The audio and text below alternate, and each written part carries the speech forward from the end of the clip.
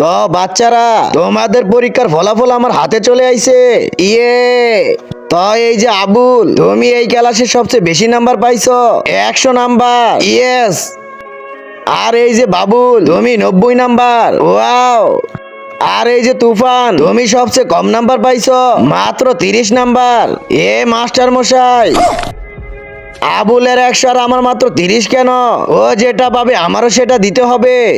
কিন্তু কেন? কারণ আমি তো ওটা দেখে লিখছি। শালা পরীক্ষার হলে চুরি, ওইসব আমি বুঝি না। আবুলকে যত নাম্বার দিছেন অত নাম্বার আমারও চাই।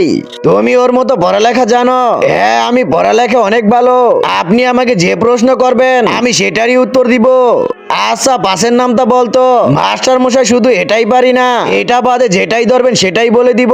আচ্ছা, তাহলে 3-এর নামটা বল। কিন্তু তার আগে তুমি কি টাকাকে বেশি ভালোবাসো নাকি মা বাবাকে? যদি আমার মতো মা বাবা হয়ে থাকে তাহলে ভিডিওটি একটি লাইক করে চ্যানেলটি অবশ্যই সাবস্ক্রাইব করবা। আর লাইক সাবস্ক্রাইব না করলে আমি বুঝে নেবো তুমি মা বাবাকে একটু ভালোবাসো না। মাস্টার মশাই, এটাও মনে নেই, এটা বাদে অন্যটা ধরেন।